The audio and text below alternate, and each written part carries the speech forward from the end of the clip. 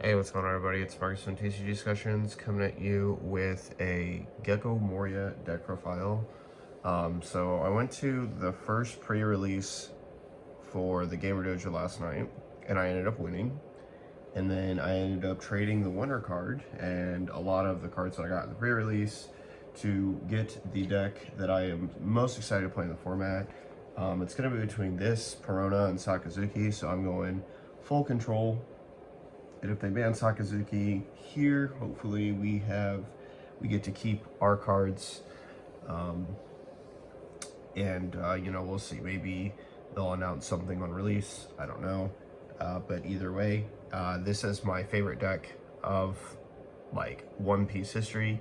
I love what this deck does. I hope they make more decks that rely on the drop or the trash more often. And as a black deck, a mono black deck, this deck just feels very, very good. So I got the deck completed in one night, which was just absolutely awesome. So I thought I would bring you guys my first early iteration of the deck and talk about it for you. On this, this is our leader. So Dawn X1, when attacking, you tap 2. You can trash 1 card from your hand, trash 2 cards from the top of your deck, and play a Thoroughbark's pirate type character with a cost of 4 or less from your trash. Super duper amazing effect, which means our Thoroughbark cards in the drop that are 4 or less are all very strong targets for us to be able to play, and we will get to those cards here in a bit. But we play the Admiral package. So we have 4 brand new. This card is incredible. Top 3 search for a Navy card. If we hit a Navy card, it's great. If we don't, it's probably fine, because it probably means that we are sending Thoroughbark cards for our leader effect to the drop. So good turn 2 play. On to the rest of our Admirals. We play 2 Kuzan and 4 Borsalino. I think this ratio is pretty good. This Kuzan, I'm debating on not whether I want to test this as the 10 drop. It is one card that is less searchable in the deck. However, it is one of those cards that is really strong off of Gecko. So for 8, you can play Kuzan brand new and draw 2 cards basically if you get the hit off brand new, which is just insane. And then Kuzan is one of those cards against yellow that if they can't out it, it's problematic.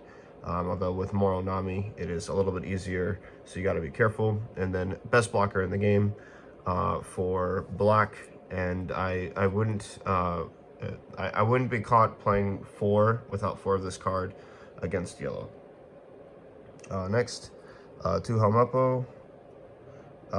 These are for our reducers. We play 2 Helmeppo. For the character cards, we just play 4 Suru and 2 Helmeppo. On play for Helmeppo, minus a card cost for 3, which is insane. I did 1 test game last night. This card is clutch. I see it enough at 2 because we mill enough of our deck. So it doesn't feel like I need to play 3 of this guy. I think that's really strong also is that you can bring him back off of Gecko Moria, and then also bring out Rob Lucci or Absalon with Gecko Moria, and then be able to hit a card pretty significantly. And then 4 Suru, Navy 2K that minus is 2, and is easily playable for the Dawn that it is. To round up what I believe are our Navy cards that we play, 4 Great Eruption and 2 Ice Age.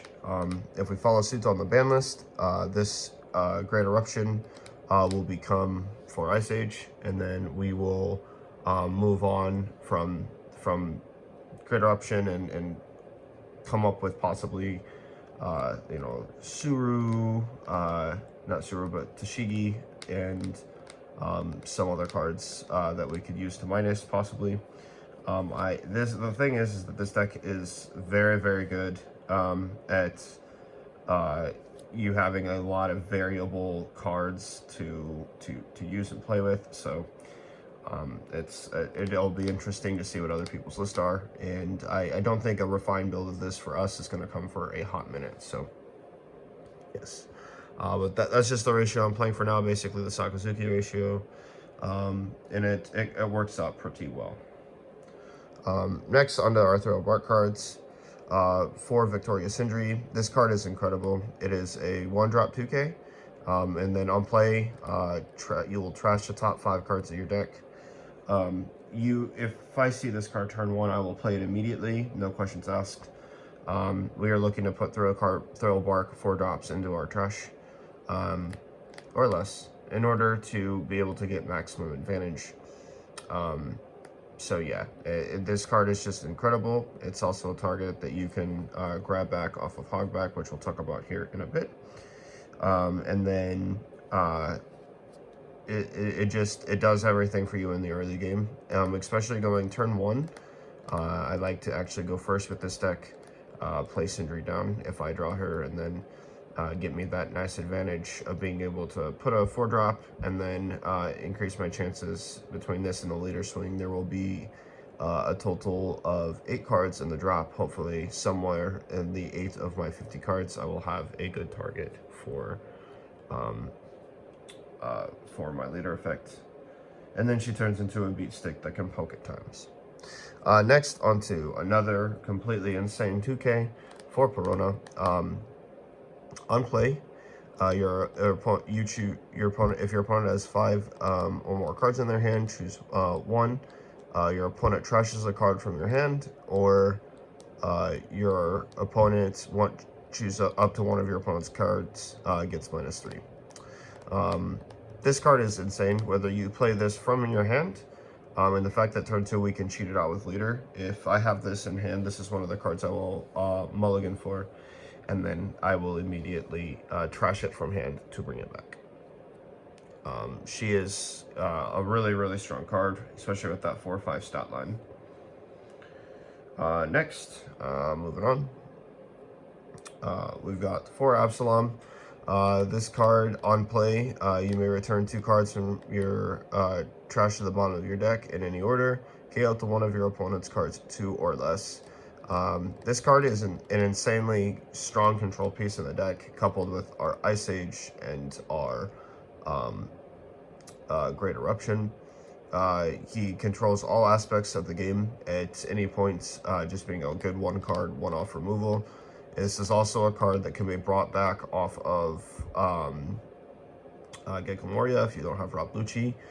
And then simultaneously, he's a card that can be brought back off of your leader effect, which is also super strong.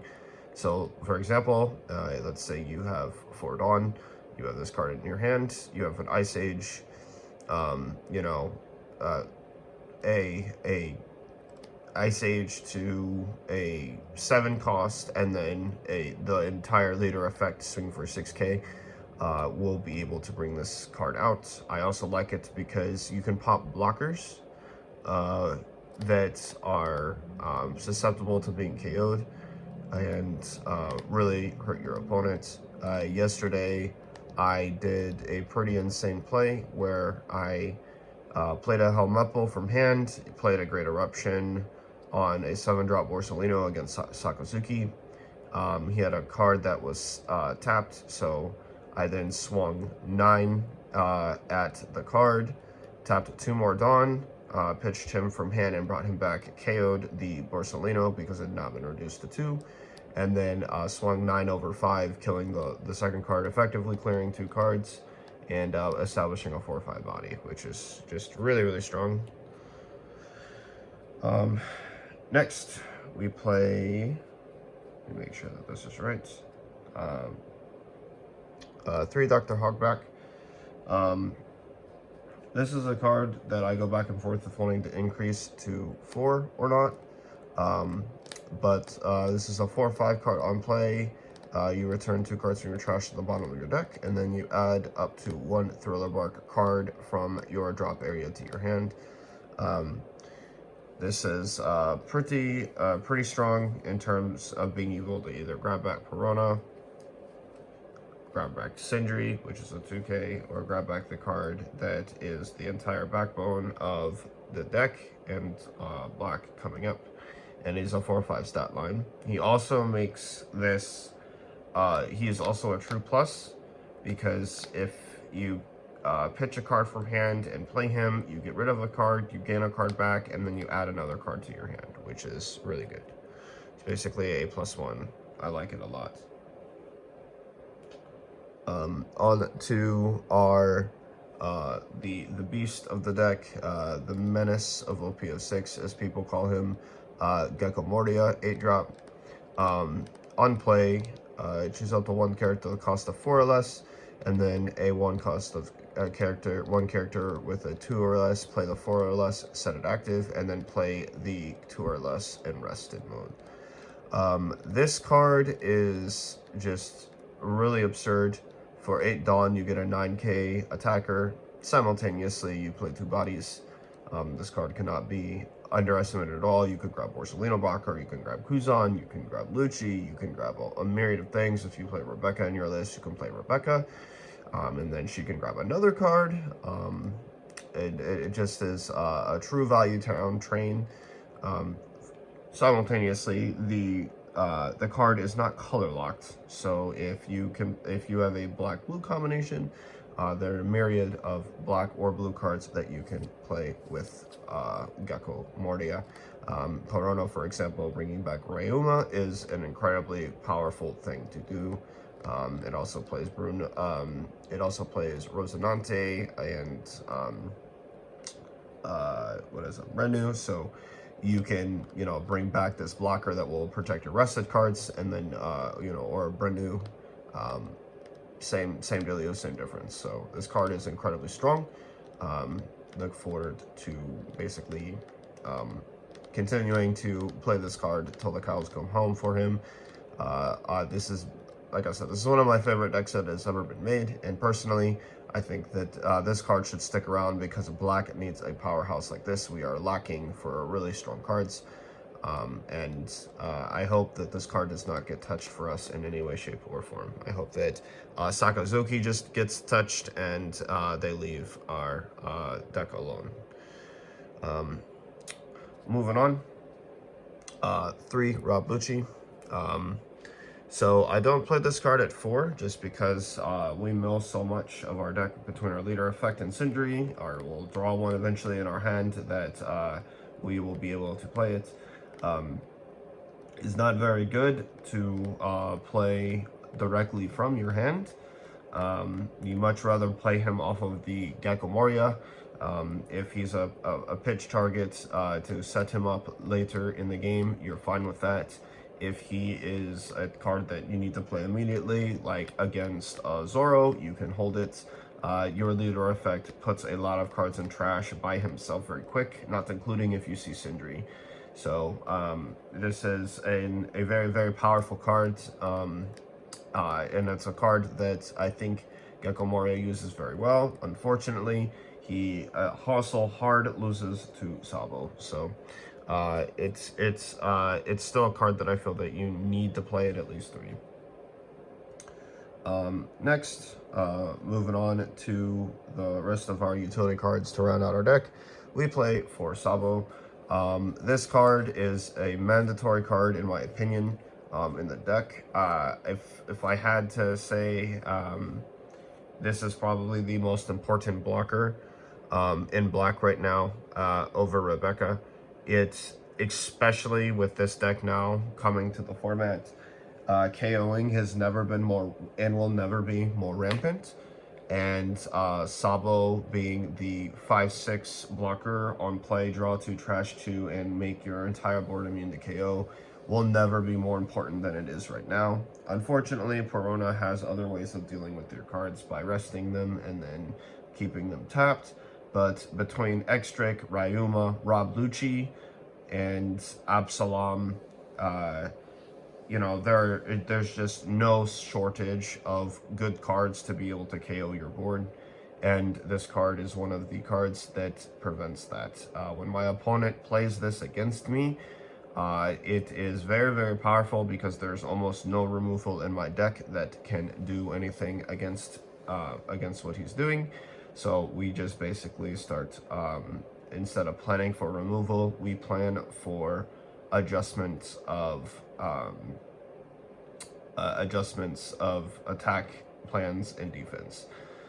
Sabo gets much stronger with Rebecca, so I may make a couple concessions here or there to play Rebecca. Like, for example, let's say they ban Great Eruption. I would play 2 more Ice Ages and then play 2 Rebecca, for example. I might test that just to see how it goes. And then, yeah, proceed from there. But Sabo, super good. And on to our last 2 cards. 2 cards that I think now will become at least obligatory to play in every black deck, and this is Brooke. Brooke is now Black's only other option of removal that does not have to deal with KOing. And this alternative form of removal still can give us a good tempo play against our opponent in the mid to late game. So he is a 6/6 stat line, 0 counter. On play, choose 1, trash up to 1 of your opponent's cards, 4 or less, and then your opponent chooses 3 cards from their trash and place them on the bottom of the deck in any order. We really want to use him for the first effect. The fact that it trashes the card and does not KO means he gets around Sabo, which is really important, which is also why I said he is one of the cards that you almost that I have almost no removal for. He's the exception to this. Between Ice Age, a 9-cost card will die at 7 Dawn for 7 Dawn to this card with Ice Age. Unfortunately, we cannot play it off of anything, like Gecko Moria, for example. So for that reason, we have him at 2 because it does cost 6 Dawn, which is a little bit hefty compared to everything else that we're playing. Especially how we're playing them. We're playing our Thriller Bar cards, for example, very cheaply and more efficiently than we would if we had to normal cast them with our leader effect. So a lot can be done. For example, I just revealed her. You can also, like, for example, for 3 Dawn, so if you have 9 Dawn at least, you can use leader effect, swing 6, bring back Perona. If they have a card if they have 5 or less cards in hand, you can minus a card, and then minus that card 3, and then now a 7 cost gets trashed by Brooke. So yeah, that pretty much does it for my first iteration of Gecko Moria. There are a myriad of ways to build this deck. There will be lots of testing that I will do. I'm not sure if I'm playing this or Uta at Peoria in May. I have some testing that I need to do, especially when we get the next structure deck. So no winner card and no deck profile of the sealed event that I won with, but I thought it was really special that everyone banded together to help assist me in trade so that I could get this deck built. It was incredible to me, the amount of people that did not really care about their Peronas, and you know, the rares in my packs that I got for winning. I pulled this Absalon, and you know, I got assisted in getting these from people. And then I traded for the 4 of these cards for the winner card to a buddy of mine who gave me a good deal. And then on top of that, I have a friend that will help me get this deck in high rarity if we can. So I look forward to that majorly. I appreciate everybody if you watch this video. If you were there last night and helped out, it was a super fun event and an eventful night in more ways than one. You'd have to be there to know. And I thank you all. Without you guys, this deck profile today would not be possible, and I would not be the happiest OP06 player on earth right now. So thank you, thank you, thank you. And I look forward to many more fun games. If you guys have any questions about the build, leave them down in the comment section below. If you guys have any deck ideas or comments on things I could be doing a little bit better, also let me know. And that will do it for me in this one. Thank you so much for watching as always, and this is Marcus from TCG Discussions signing off. Laters.